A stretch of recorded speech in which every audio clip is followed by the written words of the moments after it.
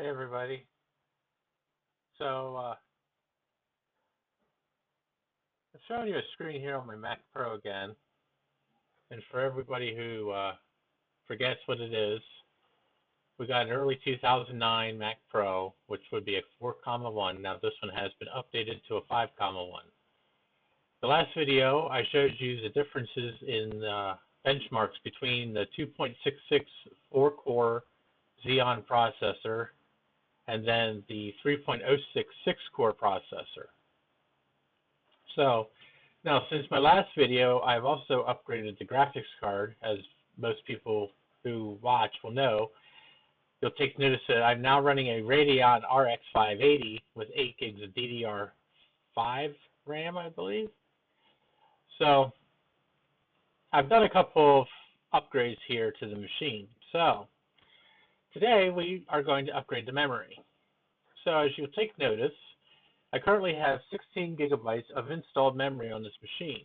This is the same memory that was with the machine when I bought it. So I have 4 slots because I only have a single processor machine at the moment. Hoping that will change in the future, but at the moment I got to make do with what I got. So I have 4 RAM slots. Now, the first reason I upgraded the processor was because the RAM limit on the 2.66 gigahertz processor is something like 24 gigabytes or something. It's something stupid. So that caused an issue because I wanted to go to 32 gigabytes at least. 16 is fine, but I wanted to go better. You know, we go with the bigger is better on this machine. So the processor that I installed allows me to install an obscene amount of memory that I'll never be able to put in this machine. So I don't even remember what it is, and it doesn't really matter. It's something like 512 gigabytes or something, I think. I don't know, some obscene number. So I'm going to upgrade the memory. Now I have 16 gigs installed. This is 1066 memory. So this is kind of slow memory for this machine. This machine can actually take 1333 with the 5,1 and the 6-core processor update. The processor and the firmware updates are the biggest things you need for faster and more memory. So I was going to go to 32, but I just bit the bullet and I just got 64 gigs. So what we're going to do is we're going to quit anything that's running at the moment because Geekbench likes to be the only thing running. Now I am running OBS at this time because that's what I'm capturing this stream on, I guess you could say. So we're going to shut everything else down, especially Chrome. Oh my lord, got to shut Chrome down. That's a memory hog. So right now the only thing that's running is Geekbench and OBS. So what we're going to do is we're going to run the CPU benchmarks, and we're going to fast forward, and we'll come back in a minute.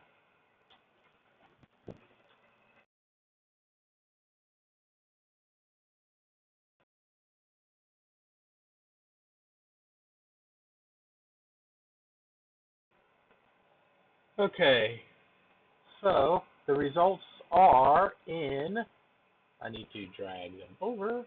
So here's our results. So we got a 2558 single core, 8959 multi-core. And we take a look here and we see we got 16 gigs, 1066 DDR3. We have a Xeon X5675, 1 processor, 6 cores, 12 threads at 3.06 gigahertz.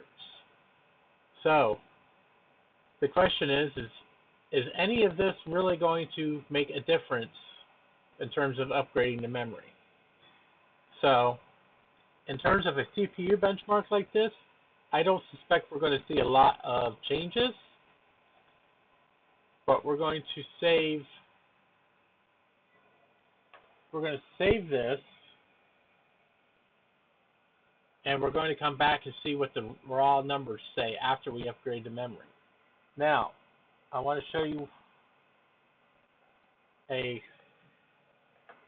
how do I want to put it? A real feel.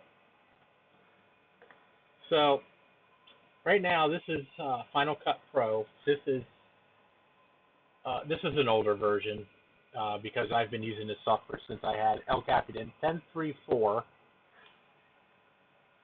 So, but it's still good software. I mean, I have no issues with it. I'd like to update, but it's $300 or $400.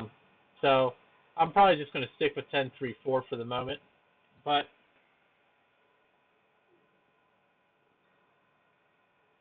in terms of actual, like,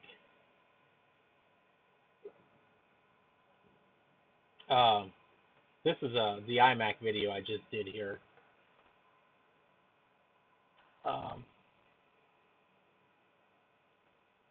We can see that loading in a new project is actually, believe it or not, it's actually very quick. Before I put the graphics card in this thing, it would take forever for these small frames at the bottom of the screen here. You can't see me pointing. I don't know why I'm doing it. Down here where I'm scrolling, I mean, it would take forever for those to load in. Now they're like instantaneous. And the whole video renders so much faster. And I know a lot of that is thanks to the GPU that I installed. I rent from the Radeon 5770, which was actually the factory GPU for a 2009 Mac Pro back in 2009 to this RX 580. There are better ones, but I don't want to have to change. I'm running a Mojave at the moment. The last time we did benchmarks, I was still running High Sierra. So, but, whoops. So, you know, you can see that, you know, it's actually not bad the way it is. So, the question I am going to run into is, since this is the primary use of this machine besides my normal everyday computing, see if it's any faster. So, we're going to break now. We're going to set the camera up. We're going to pull the computer out, and we're going to show you how to upgrade the RAM. So, stay tuned. Got the computer out. Sorry you're down on the floor now. So, we're going to yank the side cover off and see just how beautiful the design this thing is. So, I just realized I never took the plastic off my graphics card. So, now we got that out of the way. These things are the most ridiculously easy machines to upgrade in the world. So, all we do, pull this out, right there. That's like 90% of the computer right there. So now we're going to go to the desk and we're going to put the memory in.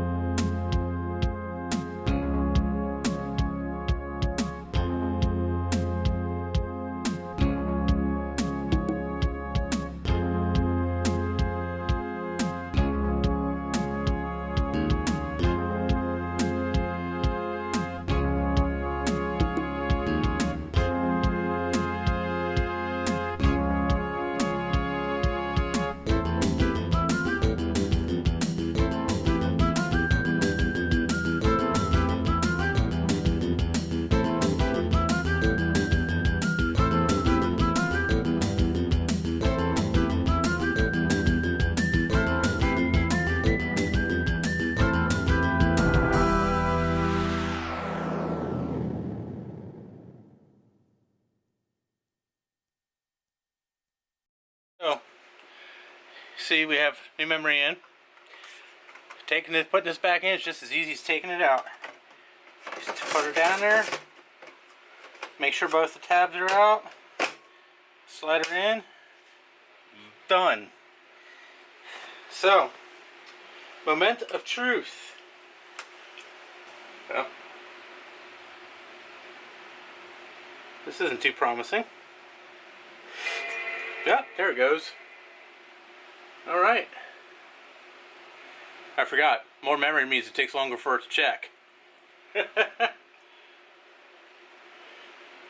So the good news is we got a good chime. Got no lights down here in the processor card.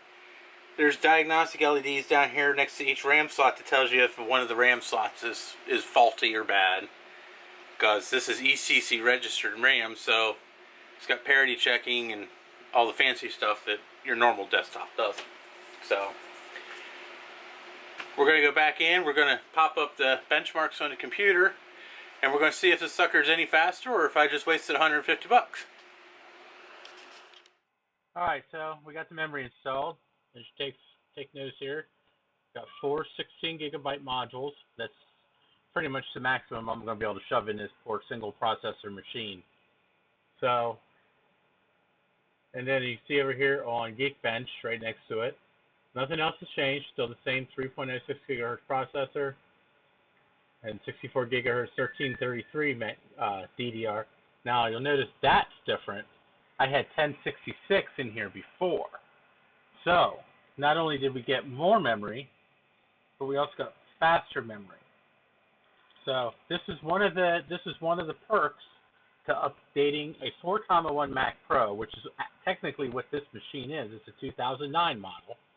You see here, it's an early 2009. So it's actually a 4.1, but with a firmware update, it makes it a 5.1.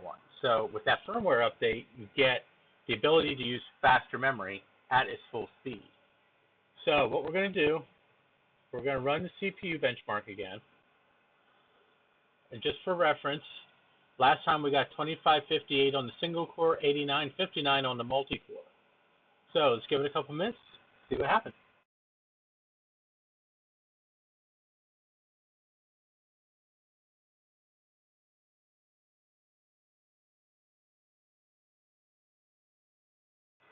Alright, so here's our results this time. Now, I actually am surprised that we got this much of a difference. I didn't really think that the extra memory would make this much of a difference, but it actually does. So, as you see last time with the 16 gigs, we got 2558 and 8959 on the multi-core. With the 64 gigabytes of memory, now the speed is probably part of the improvement.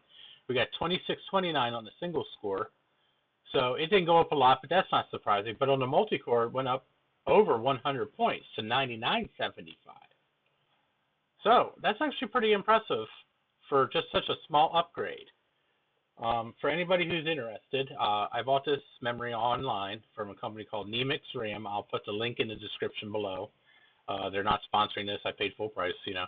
But it was only $139 for 64 gigabytes, so I couldn't complain. And this is brand new memory. This isn't refurbished or anything. It's got lifetime warranty on it. Usually when it comes to replacing memory in a computer I use all the time, I prefer to use new parts. If I'm just fixing up an old Power Mac or something, if I have used memory laying around, I'll use that. Otherwise, I'll buy new if I have to. Memory is so cheap nowadays.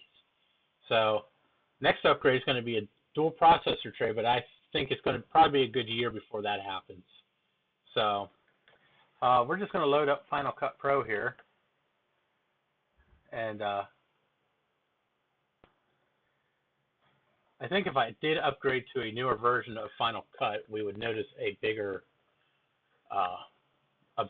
difference. So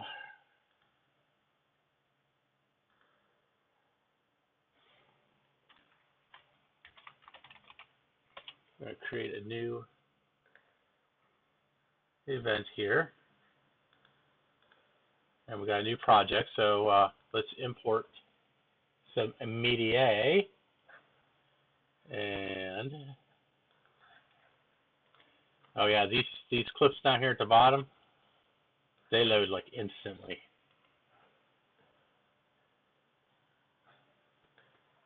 Oh yeah, it's loading these video clips off my SD card so fast. Oh my lord, that's just that's about insane. Let's load another one in here and go into Pro Data and see here. Ta-da. I gotta load. Oops. Oh, I gotta convert that before I can load it.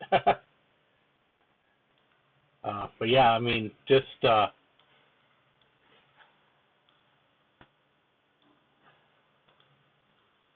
working with these clips, just like this. I mean, it's so much more fluid than it was with the 16 gigs of memory. So I can see a small improvement.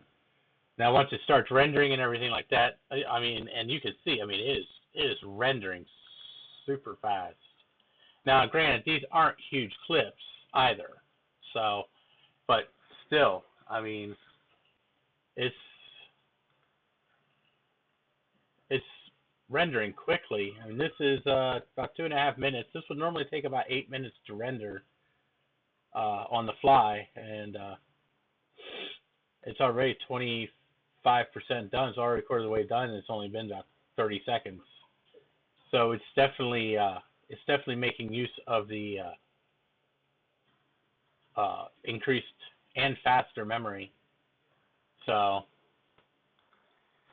but there's your results.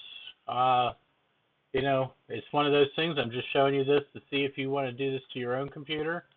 I know I tried to show mostly Power Mac and older stuff on here, but with the limited space I have to work with right now and what I have at the moment, you know, this is my daily driver here. This is what I use every day, so I just like to show it off and show what I do to it. So if you have questions or comments, leave them in the comments below, and we'll see you next time.